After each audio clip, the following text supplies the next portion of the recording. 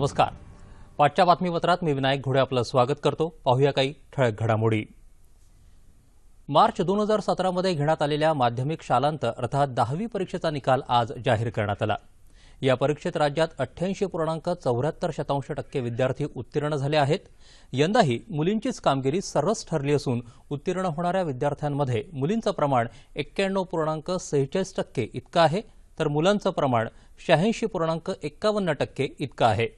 कोकण विभागाचा निकाल सर्वाधिक 96.18% लागला असून त्याखालोखाल कोल्हापूर, पुणे, मुंबई, औरंगाबाद, नाशिक, लातूर आणि अमरावती विभागांचे निकाल जाहीर झाले आहेत.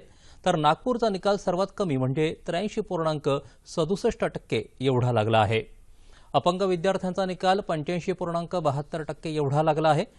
गेल्या वर्षीपेक्षा एकूण निकाल 0.82% घटला आहे. 24 जूनला दुपारी 3 वाजल्यापासून विद्यार्थ्यांना आपापल्या तरुण लोकसंख्येच्या बळावर उद्योजकता आणि अभिनव कल्पनांच्या प्रांतात भारत जगात अग्रेसर राहील असा विश्वास केंद्रीय नागरी विमान वाहतूक मंत्रालयाचे राज्यमंत्री जयंत सिन्हा यांनी व्यक्त केला. ते आज पुण्यात एका व्याख्यानमालेत बोलत होते. किमान खर्चात महत्तम विकास करण्याचं भारताचं प्रतिमान हे जगासमोर आगळंवेगळं उदाहरण ठरेल असंही ते म्हणाले.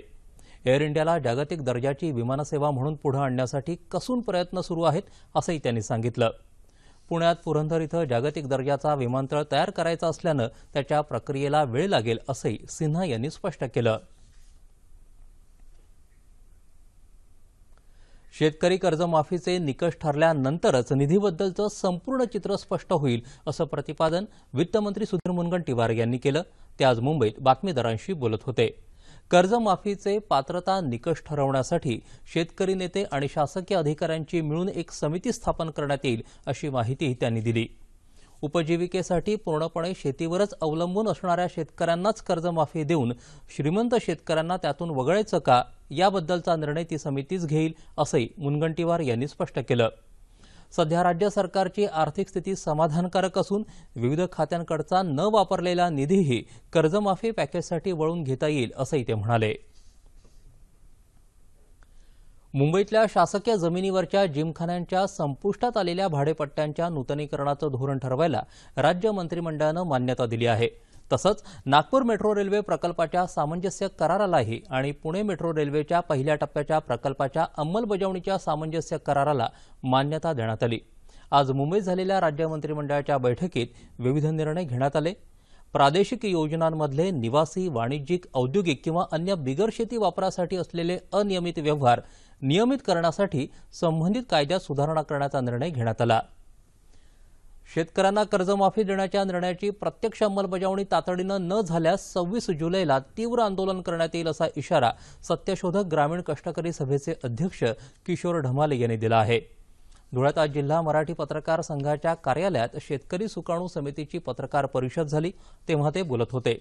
शिष्टमंडळानं राज्य सरकारकडे 39 मागण्यांचं निवेदन दिलं आहे. त्यातल्या काही मागण्यांवर अजून निर्णय झालेला नाही, तो लवकर मिळावा अशी अपेक्षा असल्याचं त्यांनी सांगितलं.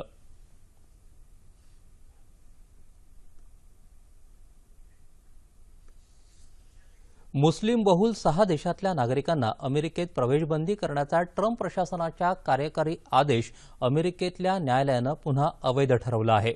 अमेरिकेच्या कोर्ट ऑफ अपील्सच्या 3 सदस्यीय पीठानं ट्रम्प यांच्या विरोधात एकमतानं हा निर्णय दिला आहे.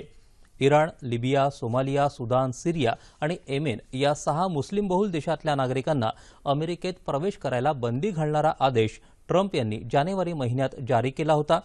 या आदेशाला फेडरल न्यायालयानं स्थगिती दिल्यावर ट्रम्प प्रशासनानं सुधारित आदेश जारी केला. मात्र त्याविरोधातही विविध संघटनांनी न्यायालयात धाव घेतली. ट्रम्प यांनी जारी केलेला हा कार्यकारी आदेश त्यांच्या अधिकारांच्या कक्षेबाहेर असल्याचं न्यायालयानं म्हटलं आहे. मुंबईतल्या वीरमाता जिजाबाई भोसले उद्यान आणि प्राणी संग्रहालय अर्थात राणीच्या बागेत कचऱ्यापासून खत निर्मिती करण्याचा प्रकल्प कार्यान्वित करण्यात आला आहे. राणीच्या बागेत तयार होणारा हा पालापाचोळा, जैविक कचरा यासारख्या 1000 किलो कचऱ्यापासून गांडूळ खत निर्मिती करण्यात येते.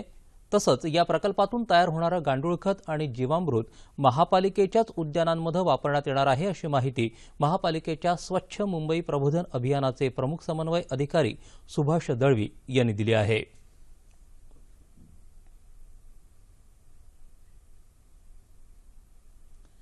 अझरबैजानमध्ये गबाला इथं झालेल्या ISSF विश्वचषक नेमबाजी स्पर्धेत भारताच्या जितू राय आणि हिना सिद्धू या जोडीनं सुवर्णपदक पटकावलं आहे.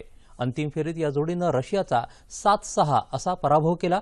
त्यापूर्वी या स्पर्धेत 10 मीटर एअर पिस्तूल प्रकारात पुरुषांच्या आणि महिलांच्या वैयक्तिक स्पर्धांमध्ये या दोन्ही नेमबाजांची अंतिम फेरी थोडक्यात हुकली. जितू राय 12व्या तर हिना सिद्धू 9व्या क्रमांकावर राहिली. 45 देशांचे 430 नेमबाज या स्पर्धेत सहभागी झाले आहेत. याबरोबरचे बातमीपत्र संपलं. पुन्हा भेटूया संध्याकाळी 7 वाजता आपल्या सह्याद्री वाहिनीवर. नमस्कार.